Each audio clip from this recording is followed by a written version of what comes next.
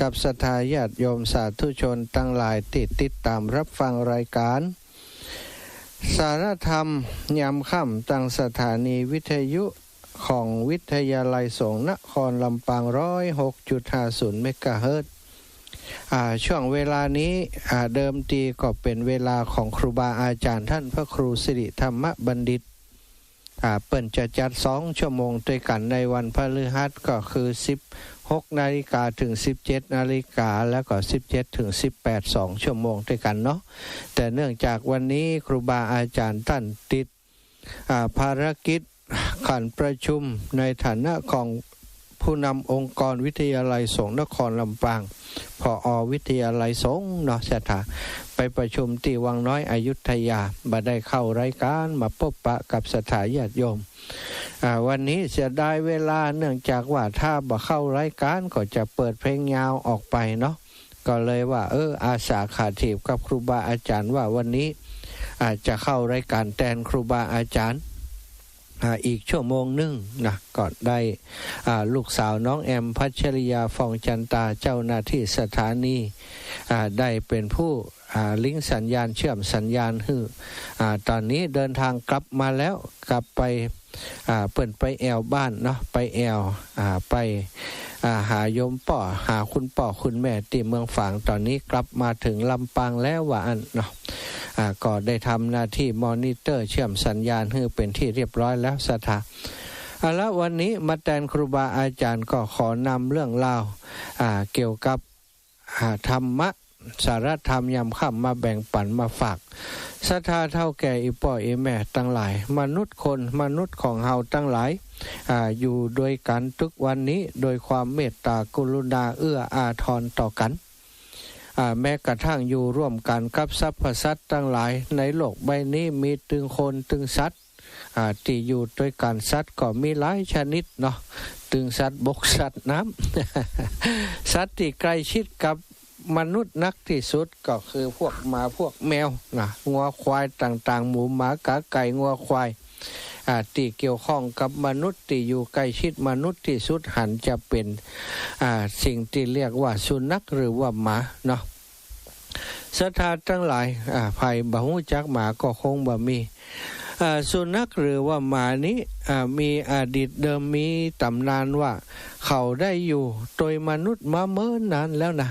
อยู่กับมนุษย์มาเมินนานและในอดีตนิทานต่างๆเกี่ยวกับเรื่องราวของแม้กระทั่งเรื่องของพระพุทธองค์เนี่ยก็เคยมีเรื่องที่เกี่ยวกับสัตว์เกี่ยวกับหมาเนี่ยเนาะมีอย่างที่มีเรื่องเล่าว่ามีดาบทคนหนึ่งได้เป็นที่เคารพนับถือของพระราชา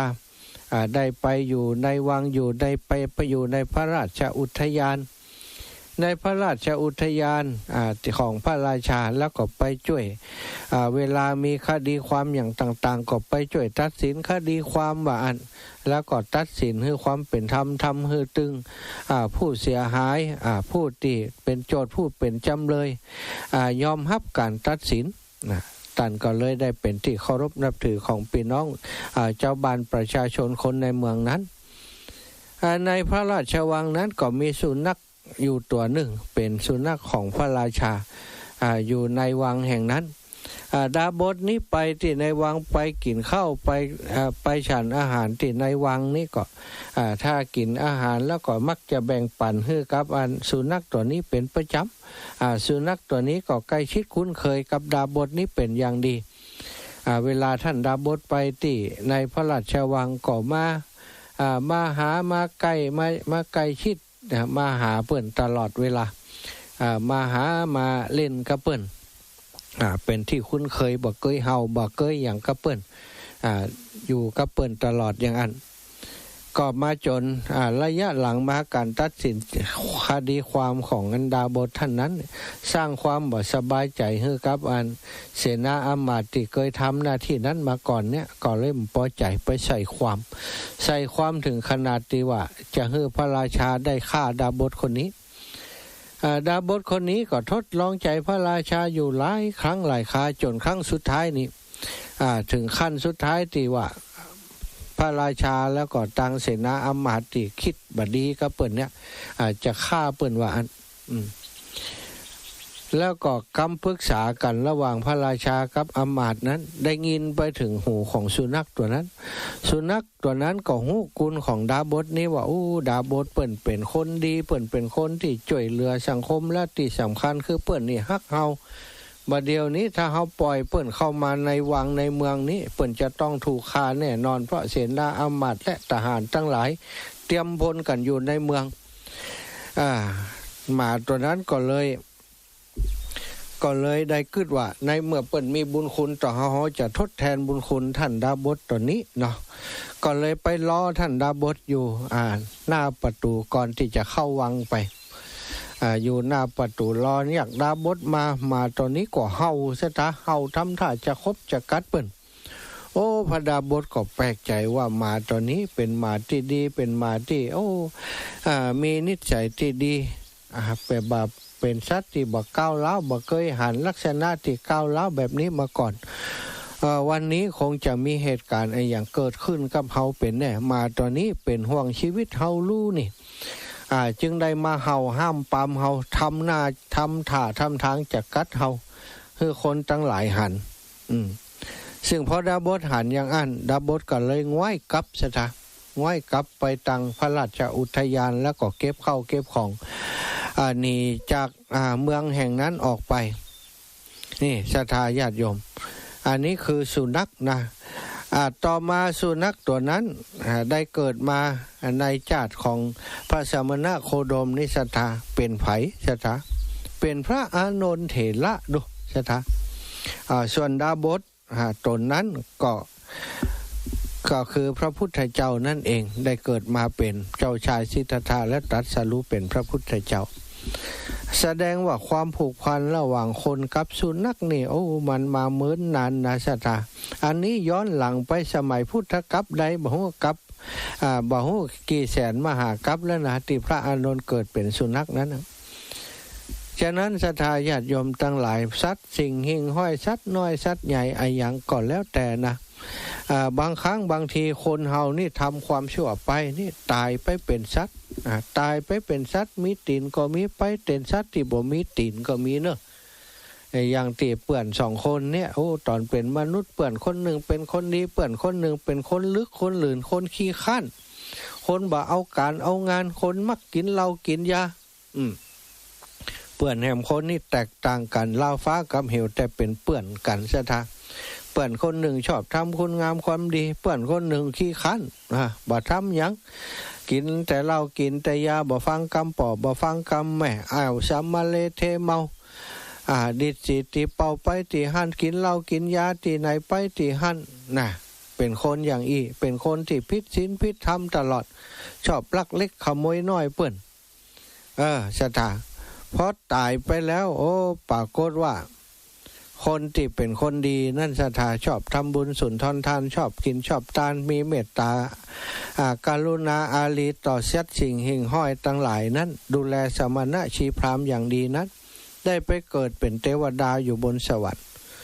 ส่วนเพื่อนของเขาก็ตายเหมือนกันซะท่าตายไปแล้วไปทางใดเทวดาที่อยู่บนสวรรค์ระลึกถึงเพื่อนว่าเฮามาอยู่บนวิมานนี่บัดเดี๋ยวนี้เพื่อนเฮาที่เคยอยู่ด้วยกันเป็นเพื่อนกันเป็นเพื่อนกินเพื่อนเล่นด้วยกันเมื่อยามน้อยนั้น เขาไปอยู่ที่ไหนเขาไปเกิดที่ไหนปรากฏว่าเทวดาท่านนั้นก็คือพระอินทร์นั่นเองศรัทธาเป็นเท้าสกเทวราชไปมีตาถึงปันตานะศรัทธามีตาทิพย์มีตาถึงปันตาก็สามารถส่องพระเนตรส่องตาไปยังสแกนไปยังสถานที่ต่างๆบนโลกมนุษย์บ่มีเฮ้ยในโลกมนุษย์ก็มีบนสวรรค์นี่ก็มีสักยันมันไปอยู่ที่ไหนก็ส่องลงไปพื้นปฐพีพื้นพิภพต่างๆจบแถวพื้นพิภพพญานาคก็บ่หันสแกนแห่มกรรมพอไปพอมาไปหันเป็นนอนกระดึบอยู่ในฐานในส้วมซะท่าส้วมสมัยก่อนเนาะสมัยก่อนนี้บ่ได้มีส้วมอย่างบ้านเฮานะ บ่ได้มีส้วมมิดชิดอย่างติเฮาใจกันทุกวันนี้ส้วมสมัยก่อนเปิดเอาไว้มาปูตั้งบนขุดหลุมไว้เนาะขุดหลุมไว้หลุมใหญ่บ่ใหญ่ตัวใดบอกว่าขุดหลุมไว้เป็นหลุมเป็นมงลงไปหั่นเอาไม้เอาอย่างมาปัดตั้งบนแปลงห้องแปลงหูเหียเอาไม้มาแปลงห้องแปลงหูพอจะเข้าไปหนังยองแล้วก็ถ่ายลงไปตรงนั้นได้ถ่ายลงหูนั้นไปนะมันก็ตกไปบุบะดังหลุมบ่กันเนาะบนถังในหลุมพุ่นนะถังที่เป็นขุดไว้เนี่ยปรากฏว่าเพื่อนของเขานะไปเป็นนอนกระดึบอยู่ในพุ่นวะชะตาโอ้เทวดาโอ้เพื่อนเฮาตอนเป็นมนุษย์บ่ทำคุณงามความดีอย่างสัมมาเลเทเมากินแต่เหล้าแต่ยาขี้เกียจขี้ค้านทำการทำงานโอ้ตายไปแล้วสมกับที่เขาขี้ค้านได้วะชะตาได้ไปเกิดเป็นนอนเทวดานี้ก็อาศัยความอนุเคราะห์เปื่อนอยากจะส่งเคราะห์เปื่อนอยากจะมาแนะนำเปื่อนที่เป็นนอนเนี่ยกระดึบอยู่นั้นฮู้จักการทำบุญหรือว่าระลึกถึงคุณของพระพุทธพระธรรมพระสงฆ์ระลึกถึงสิ่งที่ดีที่งามรักษาศีลปฏิบัติตัวดีๆจะได้ไปเกิดเป็นเทวดาว่าก็เลยได้เหาะลงมาอาศัยความกรุณาที่มีต่อเปื่อนนอนที่เป็นอดีตเปื่อนที่เล่นด้วยกันมาก่อนแต่น้อยลงมาโอ้ไปทำปื้นห้องที่ฐานซ่วมนั้นเนาะสว่างสวัยนอนตัวนั้นโอ้อยู่ที่มืดทึมมาตลอดพอหันแขวงสว่างขึ้นมาก็แสบตาโอ้แสงสว่างอย่างเกิดขึ้นนี่มันเป็นแสงบะหยังก็เลยห้องออกไปว่านี่แสงอะไรยังอันนั้นเป็นแสงอะไรไผมาทำให้ที่นี่แสงมีแสงสว่างเฮาแสบตาเนื้อปิดไฟเดี๋ยวนี้อยู่ ผู้ที่เป็นเทวดาที่ลงมาหันนั้นมีแสงสว่างในตัวเสถาลงไปอยู่ในหันก็มันก็สว่างสวัยเนาะจังหวะดีว่าตอนนั้นบ่มีไผไปถ่ายไปนี่ลงมาชะตาเทวดาก็แปลงตัวน้อยๆลงไปอยู่ตั้งหลุมหันบินเย็บอยู่เฮานอนนั่นได้หันก็ถามนอนว่าท่านฮู้ก่อนนี้ว่าเฮาเป็นไผนอนก็ว่าบ่ฮู้นะแล้วเธอเป็นไผเล่าโอฉันนี้เป็นเทวดาน่ะโอ้เทวดาอย่างมาลงมาอยู่ในหลุมซ่วมเพเทวดาก็มาหาเธอนั่นกะโอ้ก็มาหาเฮาเนี่ยหยังเทวดาก็บอกว่าเธอจำได้ก็ตอนน้อยๆนี่เฮาเป็นเพื่อนเล่นกันเธอมีเป็นเล่นชื่อนี้เหมือนก็เธอมีเป็นเล่นชื่อนี้เหมือนก็อ๋อใช่แม่นแล้วมันไปไหนบ้านนั้นบัดตัวนั้นบัดเดียวนี้ก็เฮานี่กะเฮาไปเป็นเทวดาอยู่บนสวรรค์พุ่นนะโอ้เฮาเป็นเทวดากะอีวะนักกะเฮาไปอยู่บนสวรรค์โอ้สะดวกสบายมีคนรับใช้มีสวรรค์วิมานสะอาดสะอ้านแจ้งลึงบ่มืดทึมอย่างอีเนอะบ่มืดบ่เหม็นอับเหม็นหมุดเหม็นขูดอย่างอีนะตั้งบนพุ่นสะอาดสะอ้านมีดอกไม้มีอย่างสวยงามมีนางอัปปสรมีนางสวรรค์อยู่กันบึดมีแต่ความสุขมีแต่ดนตรีบรรเลงตลอดนอนก็ถามว่าอ๋อมีอันแล้วก็ตั้งบนเนี่ยเป็นเทวดาเนี่ยยังได้พ่องอยู่ยังได้เทวดาก็เล่าให้ฟังเป็นอย่างตื่นมาบัดเจ้าก็ไปแอวหันแอวนี้เวลาหิวอย่างก่อนเนรมิตเหียถ้าไปอยู่ปุ้นจะสุขสบายนะจวนนอนบอกว่าเธออยากจะขึ้นไปอยู่ปุ้นก็ฉันจะพาไปแต่เธอจะต้องทำคุณงามความดีนะถึงจะได้ไปอยู่บนสวรรค์พุ่นจะบอกวิธีการทำคุณงามความดีโอ้นอนก็บอกว่าโอ้เฮาไปละเฮาจะอยู่เนี้ยอีวะสะทาโอ้ยังใดตั้งพุ่นสะดวกสบายอยู่นะโอ้สะดวกสบายจะได้ก็ตามเถอะยังอิดอยู่ยังได้กึดอยู่เวลาจะกินอย่างก่อนนี้ละมิดแจ้งมาบัดเจ้าก็ไปแอวหันแอวนี่โอ้ขี้ข้านเฮาไปเขาขี้ข้านเนี่ยอย่างนั้นเวลาจะกินเนี่ยก็ต้องเนรมิตแห่มกำถึงจะได้กินได้อิ่มสถากืดพอเราขนาดเนรมิตมันยังขี้ข้านนะแล้วมันก็บอกว่าเฮาอยู่นี่บ่ต้องเนรมิตอย่างนะ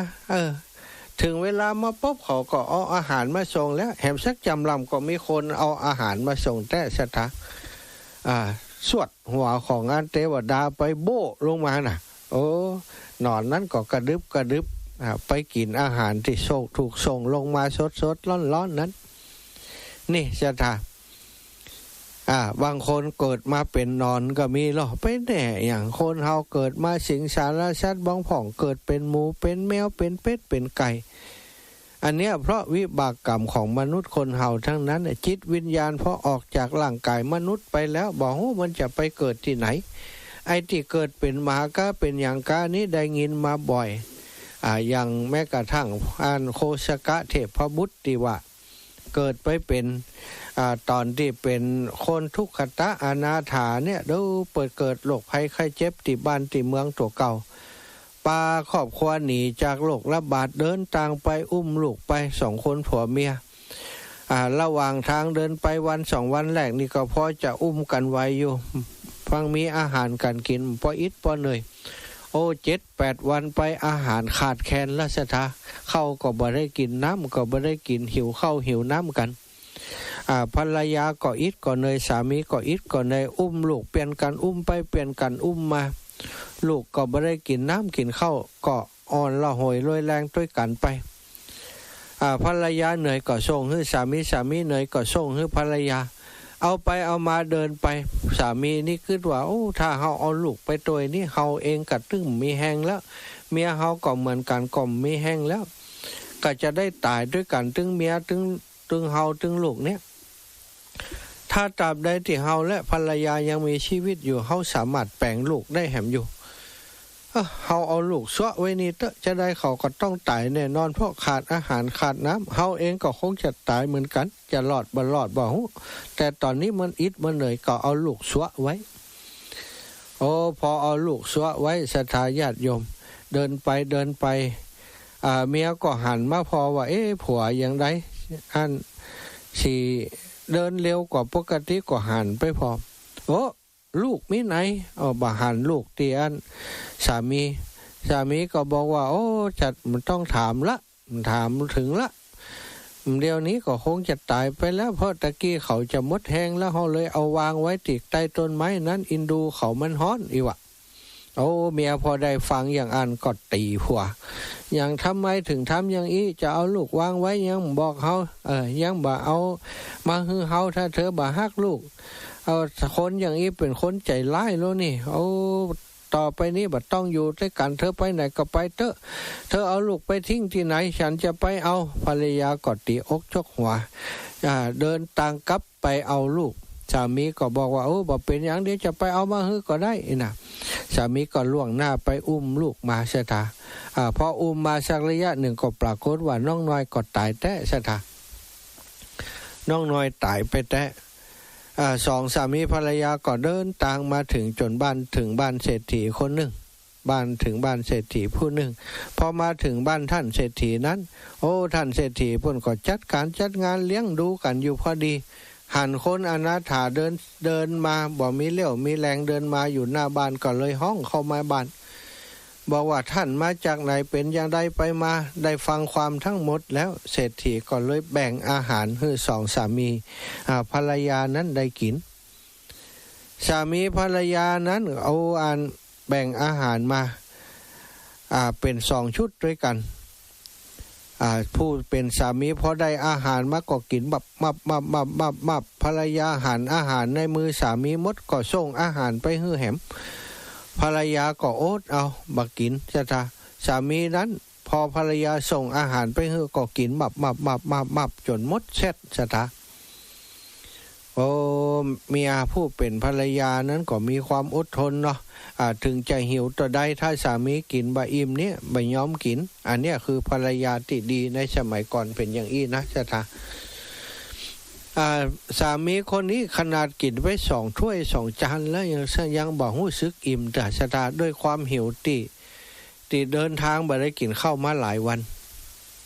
ขณะนั้นเองที่ปื้นตังของท่านเศรษฐีนั้นมีหมาอยู่ตัวหนึ่งหมาแม่ม่านอยู่ตัวหนึ่งนอนอยู่ปื้นตังเศรษฐี เศรษฐีก็ได้เอาเศษอาหารเข้านะปั้นเข้ามาให้กับหมาตัวนั้นกินนายคนนี้หันหมาตัวนั้นกินข้าวนะกินข้าวที่เศรษฐีป้อนเนี่ยก็ได้ขึ้นว่าโอ้หมาตัวนี้เนี่ยมีบุญแต่มีบุญว่าได้เกิดเป็นหมาของท่านเศรษฐีได้กินเอาอิ่มหนำสำราญเฮานี่เป็นคนแท้ๆกินข้าวบ่อิ่มสักคาบอิจฉาหมาคอยหมาซะทะตกกลางคืนนั้นมาความที่นายคนนี้มันกินข้าวอิ่มล้ำไปกัดล้ำไป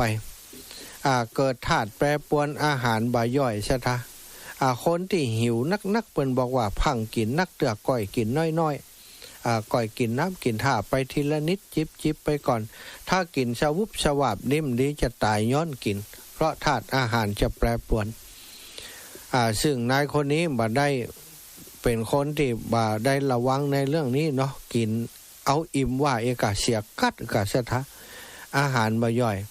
ทำให้ในที่สุดคืนนั้นเขาก็ได้เสียชีวิตทำกาละไปทำกาละตายไปด้วยความที่จิตใจของเขาคิดว่าอิจฉาหมาหรือว่าคอยหมาอยากเป็นหมานั่นเองซะทะไปเกิดในท้องหมาแม่มารวะไปเกิดเป็นลูกหมาอยู่ในท้องหมาต่อมาหมาตัวนั้นก็เกิดลูกออกมาเป็นหมาตนเป็นหมาตัวผู้ตัวหนึ่งเป็นหมาตนอยู่ในครอบครัวของเศรษฐีหั่นซึ่งในครอบครัวของเศรษฐีนั้นมีพระปัจเจกพุทธเจ้าเปิ้นมาบิณฑบาตแล้วก็เป็นพระปัจเจกพุทธเจ้าที่ครอบครัวเศรษฐีนั้นเปิ้นดูแลอุปถัมภ์อยู่มาจากภูเขาคันธมาศแล้วมาพักอยู่ในลาวป่า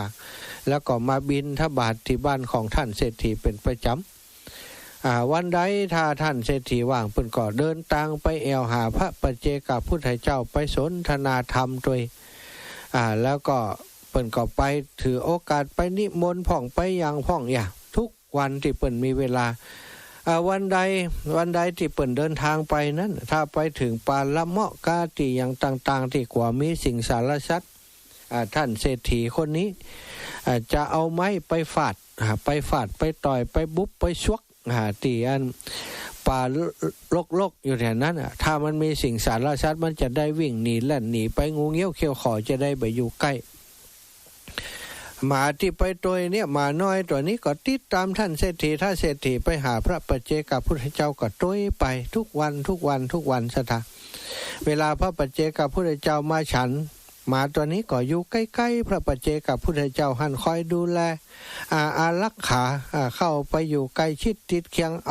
าหัวไปเมาะไปเนื้อไปนี่เปิ่นอยู่ตลอดก็เป็นที่รักของพระปัจเจกพุทธเจ้ามาตลอดอยู่มาวันหนึ่งท่านเศรษฐีบ่ว่างซะทะก็เลยบอกให้น้องหมาตัวนี้มาฮู้กรรมมาเป็นหมาที่อันฮู้กรรมซะทะเป็นหมาที่ฮู้ภาษาคนด้วยความที่ว่าจัดก่อนเขาเป็นคนนั่นเองก็เป็นนายทุกขตะคนนั้นนะที่มากินข้าวและตายนั่นนะเป็นคนมาก่อนก็เลยฮู้ภาษาคนท่านเศรษฐีบอกว่าวันนี้เขาบอกว่าเขาจะไปงานพูดงานนี้เนอะเธอจงไปนำพระปัจเจกพุทธเจ้ามาฉันภัตตาหารที่บ้านเธอจงไปรับพระปัจเจกพุทธเจ้ามาบ้านคอยดูแลเปิ้นเนอะมาเพราะได้รับคำสั่งจากเจ้านายก็ทำหน้าที่ของตัวเองอย่างเต็มที่เสียทะวิ่งกุลีกุจอไปถึงเฮาไปตลอดตังเสียทะไปถึงที่พระปัจเจกพุทธเจ้าอยู่ก็ได้ไปหมอบแทบเท้าของพระปัจเจกพุทธเจ้าแล้วก็เฮาบอกเปิ้นแล้วก็แลไปฏิบัติแลไปฏิบัติพระปัจเจกพุทธเจ้าทำท่าไปกราบสายบาตรเข้ามาให้เปิ้นพระปัจเจกพุทธเจ้าหันอาการขังของสุนัขตัวนั้นก็หู้ได้ทันทีว่าโอ้วันนี้ท่านเศรษฐีบ่ได้มาหาด้วยตนเองบ่ได้มานำทางด้วยตนเองฮือสุนัขตัวนี้มาเปิ้นก็ห่มผ้าคลุมผ้าเรียบร้อยก็ถือเอาบาตรเดินไปสุนัขน้อยตัวนี้ก็เดินนำหน้าไปแก่งหางดิกเห่าซะทะเห่าในจุดที่อันท่านเศรษฐีเคยเอาไม้ไปทุบไปต่อไปไล่แมงไล่สัตว์ไล่อย่างต่างๆนี่มาตัวนี้ก็ทำหน้าที่เหมือนกับท่านเศรษฐีทำนั้นนะพอไปถึงทางสองแพร่ง พระปัจเจกพุทธเจ้าทำท่าอยากจะลองใจมาตอนนี้ว่ามันจะหู้กรรมแค่ไหน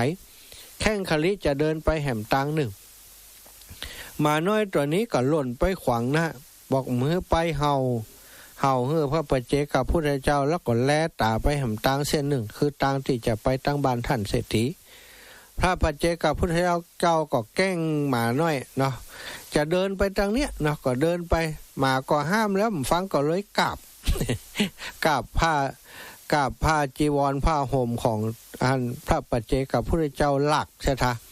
พระปัจเจกพุทธเจ้าก็ยิ้มฮือกับความน่าฮักของหมาตัวนั้นแล้วก็บักแกล้งหมาต่อไปแล้วก็กลับมาเส้นทางที่จะเดินทางไปด้านบ้านท่านเศรษฐีทำหน้าที่อย่างอีสถาตั้งแต่เป็นหมาน้อยมาจนถึงเป็นหมานุ่มเป็นหมาวัยรุ่นก็ทำหน้าที่ติดตามท่านเศรษฐีไปหาพระปัจเจกพุทธเจ้าตลอดนอกจากท่านเศรษฐีแล้วมาตัวนี้ก็ฮักพระปัจเจกพุทธเจ้าเหมือนกับเป็นเจ้าของคนหนึ่งของตัวเก่าต่อมาเมื่อพระปัจเจกพุทธเจ้านี้อยู่ในเมืองนั้นถึงเวลาหนึ่งจะเข้าพรรษาแล้วศรัทธาญาติโยม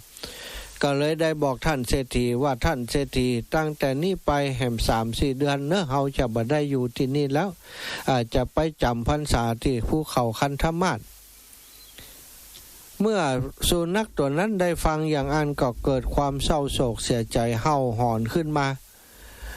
บอกบายาคือพระปัจเจกพุทธเจ้าไปพระปัจเจกพุทธเจ้าก็ไปสั่งลาน้องหมาว่าโอ้เธอเป็นสัตว์เดรัจฉานยังมีความฮักความกตัญญูต่อตัวเฮาเธอเป็นสัตว์ที่ดีเนอะเกิดมาจัดได้เจนใดก็ขอให้เธอได้เป็นมนุษย์ต่อไปจะได้ไม่ต้องเป็นสัตว์แถมเนอะบุญกุศลและที่เธอได้ดูแลฉันมาดูแลนำตัง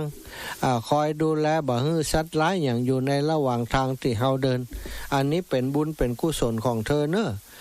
สุนัขน้อยแต่อย่างใดก็ตามเฮาคงฟังความขอร้องของเธอบ่ได้เพราะถึงฤดูกาลจำพรรษาแล้วเฮาจะต้องไปจำพรรษาที่ภูเขาคันธมาศกับเพื่อนสหธรรมิกทั้งหลายเมื่อกล่าวลาสุนัขน้อยแล้วเนาะได้เข้าน้ำโภชนาอาหารวัตถุเครื่องใจที่จะไปทำจีวรไปเย็บจีวรจากท่านเศรษฐีแล้วพระปัจเจกพุทธเจ้าก็ได้เหาะไปในอากาศเนรมิตให้หมาตัวนั้นได้หันท่านไปจนถึงภูเขาคันธมาศและท่านเศรษฐีก็เช่นเดียวกันได้หันพระปัจเจกพุทธเจ้าเหาะไปจากบ้านตัวเก่าไปถึงภูเขาคันธมาศเมื่อเป็นเช่นนั้นสุนัขน้อยตัวนั้นศรัทธาญาติโยมด้วยความติฮักพระปัจเจกพุทธเจ้าเลื่อมใสพระปัจเจกพุทธเจ้าอย่างสุดหัวใจมีความเศร้าโศกถึงที่สุดถึงกับอกแตกตายในที่หั่นหัวใจช็อตตายในที่หั่นทันทีนั้นเองที่พระปัจเจกพุทธเจ้าไปสุดสายตาแล้วก็ได้หัวใจช็อตหัวใจวายตายฟุบลงไปในสถานที่นั่นเองและอัตภาพจากการเป็นสุนัขแล้วปรากฏว่าไปเกิดอยู่บนสวรรค์ชั้นดาวดึงส์เป็นเทวดาองค์หนึ่งมีรัศมีรุ่งเรืองแล้วก็มีเสียงมีแค่เสียงกระซิบของเทวดาองค์นี้ดังไปหมื่นโลกธาตุภัยอยู่ที่ไหนได้ยินหมดอิวะสตาอันนี้แค่เสียงกระซิบนะถ้าเสียงโดยปกติก็ครบเสียงเทวดาทั้งหมดเหมือนกันอันนี้โดยบุญโดยอานิสงส์ของเขาที่ได้เป็นหมาแล้วก็เห่าตังเคลียพื้นที่ให้กับพระปัจเจกพุทธเจ้าเสถะ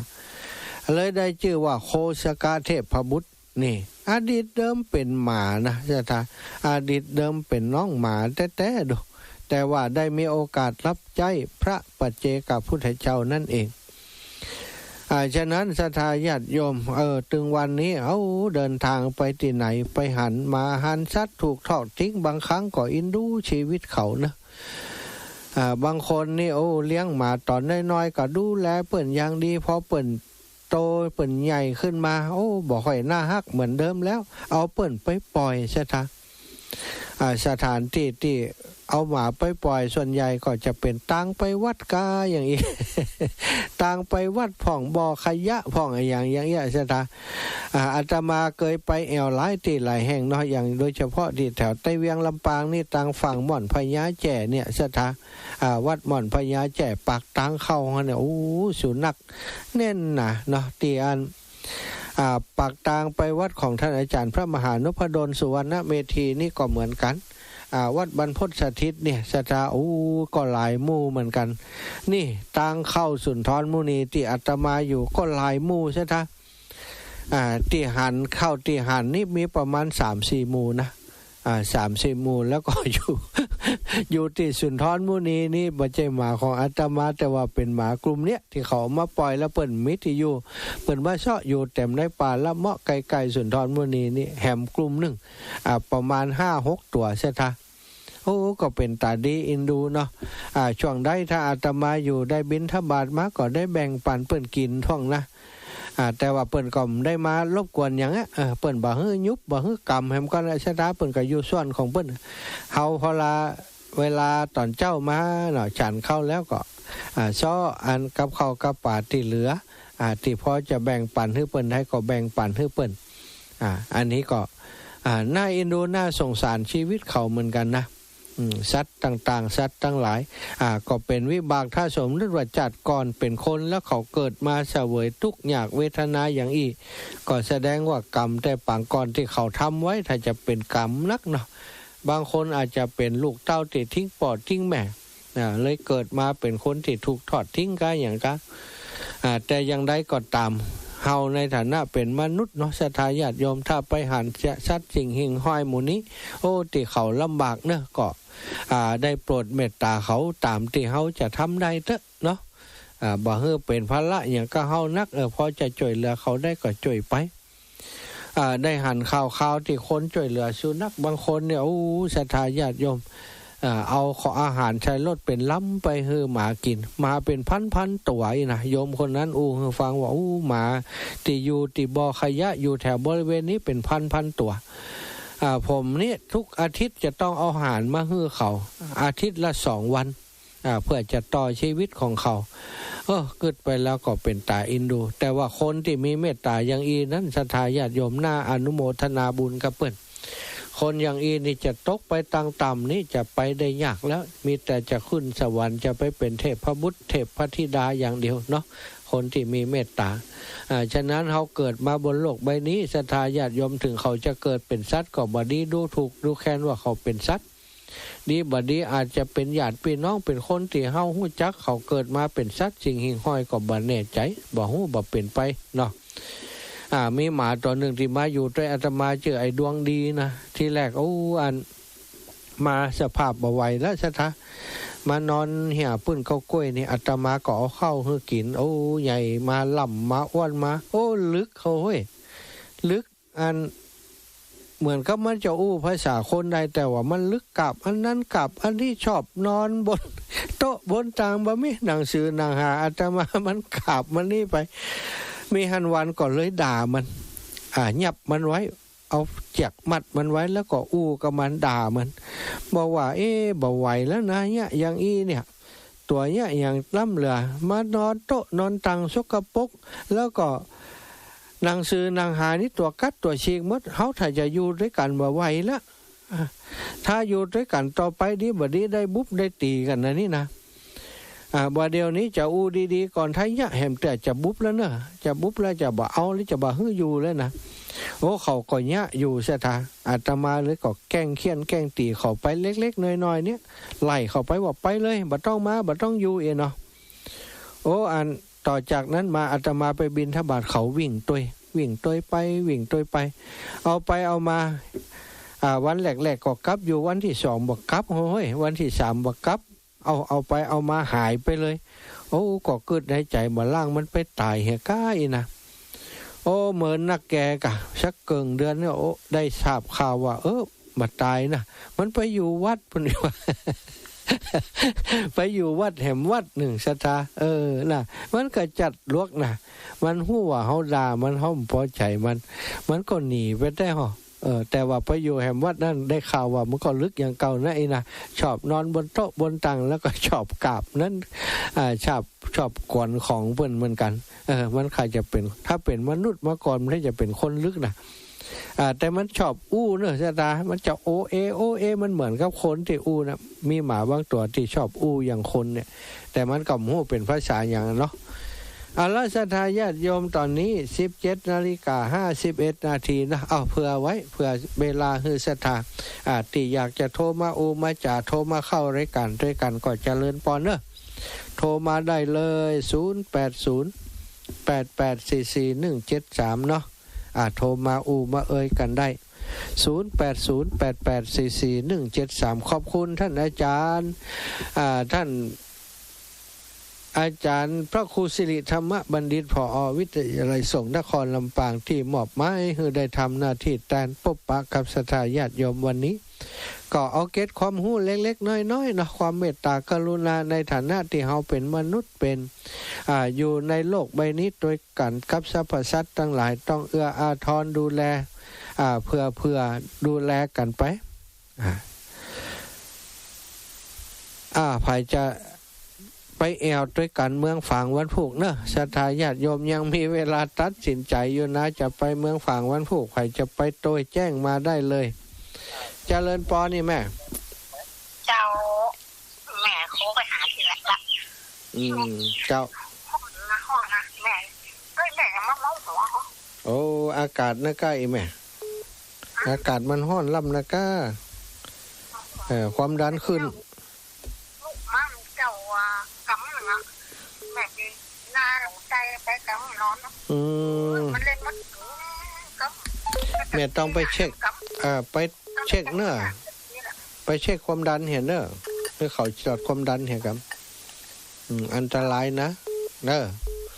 เจ้าสาธุอ้าวครับสายอื่นก่อนเจริญปอนโยมแม่สมจิตโอ้สับรับสายบัดได้อีแม่วางสายคือกามโยมแม่สมจิตตะกี้สลับสายมันได้อีแม่โทรมาแหมไม่เนอะเจริญปอนโยมแม่แก้วสิงแก้วเจ้าอีแม่อีน้อมกับจ้ะอีน้อมกับจ้ะโอ้ยเพิ่นจะนี่นกปีใหม่กับลูกคนพุ่งกระจ้าดีละไปแอวไปพักผ่อนเนาะไปทำงานด้วยนั่นน่ะจำแน่น่ะ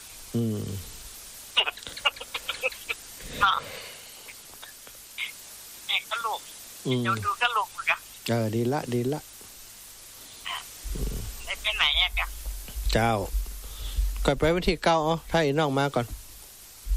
นั่นน่ะวันที่9กำลังได้กันเนาะเจ้าวันที่9กำลังได้ไปก็ไปอีน้องมาทำมาก็ลักไปเอาวันที่9ฮะครับโอ้ยแม่เอารถไปกันเลยมัวแม่กับมัวแม่บัวขีดถ้าโปในบรรจุหลวงนี่เอารถไปกันเลยไกลดิแม่ขี่กะแม่ขี่หารถมาหาแม่กันเจ้าบอกกะถึงเวลาไกลๆก่อนตั้งปุ่นถึงมีสักกันเจ้าจังหวัดจุดนี่ถึงมีก็สำคัญเขามันมาใครมีรถเจ้ารถไปเลยยังวันนั้นรถฮับเขากับหมูก็ค้าน่ะนะครับเขาแม่น่ะกันเดียวลูกอยู่ไหนอยู่สุนทรมุนีเนี่ยกับแม่เจ้าไปอยู่ใหม่อยู่สุนทรมุนีหลายวันละแล้วก็จะไปเมืองฝางวันพุกอากาศแล้วก็จากนั้นมาก็จะมีงานที่ลำปางอยู่เสร็จงานที่27ก็จะเข้าไปเชียงใหม่ก่อนเจ้าแม่ก็หอมแล้วเนาะหอมแล้วหลายรอบแล้วเนาะนั่นน่ะหอมแล้วเนาะกึดได้มันได้ก็หอมกึดได้บางคนดีอันนี้มันดูแก่ต่างนั่นกะสาธุบุญรักษาเนออีแม่เจ้าโยมแม่สมจิตสารพัดช่างโทรมาแหมไม่ตะกี้สายมันหลุดไปครับบัดตันเด้อโยมแม่บัวขีดทะโปเนาะบรรจุหลวงกลมได้ไปด้วยกันสักกรรมเที่ยวนี้ปุ่นแห่จะไปวันที่9กันนักเนาะ พี่น้องตั้งแม่ปุ่มสันติสุขเน้อแม่บุญปันแม่ปุ่มแม่บุญปันบุญธรรมเหมือนกันเนาะแม่มาแล้วเจริญปอนโยมแม่สมจิตสารพัดช่างเจ้าฟังอยู่อากาศร้อนก็โอ้โหแบบมันเนาะนอนฟังจังหวะน่ะแต่ว่าโชว์ก็ยังเอียกกันเลยฟังเอาบ่ต้องโฟล์เจ้าเนาะมีเวลาแต่โทรมามันก็ซ่อนสายกันเนาะแม่เนาะก็นั่นน่ะเลยตั้งใจเอาโทรฟังเอาก็ได้เองไงฟังเอาดีกว่าเนี่ยเนาะเพื่อเกิดรู้เด็ดอันนั้นอันนี้ก็น่าฟังนานี่เจ้าทุกอย่างเจ้าดีแล้วเนาะทุกอย่างเลยนี่ก็ฟังอย่างอื่นแม่นละแม่ฟังไปได้เก็บความรู้เล็กๆน้อยๆพอหายง่อมหายเงากันไปเนาะเจ้าขอบคุณแม่หลายๆโทรมาเป็นกำลังใจให้ตุลูกเด้อเจ้าไปฟังจังหวะน่ะแต่บ่โทรไปไหนสาธุเจ้าขอบคุณอยู่ดีมีสุขเด้อเจ้าแม่ขอบคุณเหมือนกันศรัทธาญาติโยมทุกท่านทุกคนเด้อเวลาของอาตมาหมดเวลาแล้วก็ขออำนวยพรท่านเจ้าตั้งหลายติดตามรับฟังรายการการโอ้สดมานี่แหมสายหนึ่งจำเป็นได้รับเสียก่อนว่ายังได้เจ้าอันจัดตู้เจ้าอันแม่ทองเพียนหนองเท่าขอให้อาจารย์เป็นสถานบุญความขึ้นร้อยเลยเจ้าแม่ทองเพียนนามสกุลยังก็คำลือปลูกเจ้าแม่ทองเพียนคำลือปลูกเนาะเจ้าทองเพียนแต่วันจันทร์แม่จะไปซักที่บัวคำไหมนะเจ้าแม่บัวคำแม่หอมไป100 บาทเนาะเจ้าวัดพระบาทอุดมเนาะเจ้าสาธุเด้อแม่เด้อสาธุเจ้าบุญรักษาเจ้าแม่ทองเพียรคำลือปลูกบ้านหนองวัวเท่าอีกนะเจริญปอนแม่ปีแก้วฮัลโหลเจ้าแม่ฮัลโหลเจ้าฮับแล้วแม่เจ้าได้ยินแล้วเจ้ามาหาชมชาติแม่นก็เจ้าแม่นเจ้าอันตะกี้แม่ได้โอนตังไปแล้วน่ะ250เด้อแม่โอนมา250เนาะโอนไปที่วัดที่ไผไม้พุ่นน่ะเจ้าวัดพระบาทอุดมเนาะแต่เจ้าที่หลานโทรมานะก็ล่ะเจ้าน่ะที่หลานโทรไปน่ะแม่แม่ปีแก้วบ้านสองแควหอมไปที่อันบ้านสองแควเหนือเนาะหอมบ้านไฟไม้250เนาะบ้านสองแควเหนือ200หลานแม่หอม50 บาทอีแม่200หลาน50อนุโมทนาบุญกับอีแม่เด้อเจ้าสาธุอยู่สุนทรมุนีเจ้าอีแม่เจ้าโอนไปวัดกูเลยนะลูกจ้าดีละเพราะแต่เจ้าเขาถามอีน้องว่าจะโอนอย่างไรมันแกว่าโอนไปอันที่วัดไฟไม้ก็เลยชอบอันเหล็กบัญชีให้มันไปเจ้า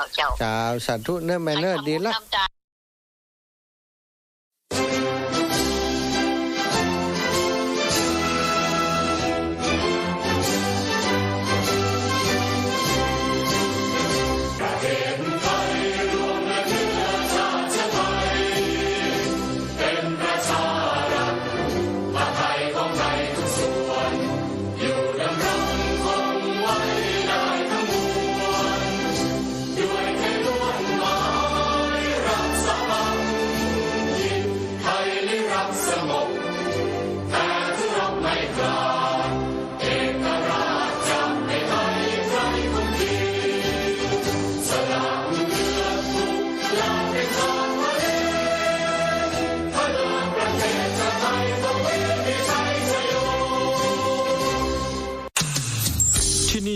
สถานีวิทยุเพื่อการศึกษาวิทยาลัยสงฆ์นครลำปางสถานีวิทยุกระจายเสียงบริการสาธารณะออกอากาศณอาคารเลขที่1วัดบุญยวาทวิหารถนนบุญยวาทตำบลหัวเวียงอำเภอเมืองจังหวัดลำปางทำการส่งกระจายเสียงในระบบ FM 106.5 เมกะเฮิรตซ์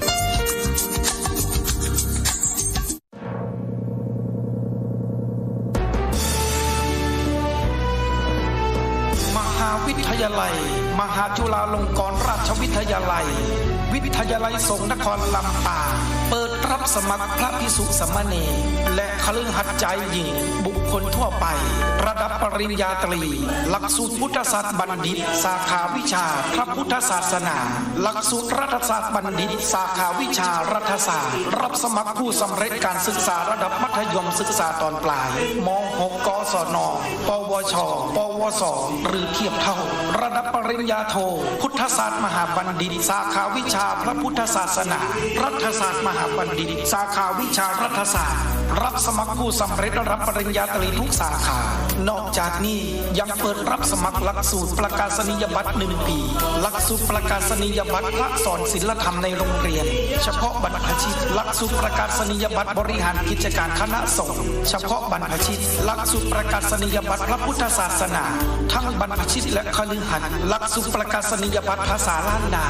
รับสมัครบุคคลทั่วไปหลักสูตรประกาศนียบัตรบริหารท้องถิ่นสนใจติดตามลำตัวติดต่อสอบถามรายละเอียดได้ที่มหาวิทยาลัยมหาจุฬาลงกรณราชวิทยาลัยวิทยาลัยสงฆ์นครลำปาง054-209-454ปัญญาโลกคัสมิงปัจโชโตปัญญาเป็นแสงสว่างในโลกมหาวิทยาลัยมหาจุฬาลงกรณราชวิทยาลัยวิทยาลัยสงฆ์นครลำปาง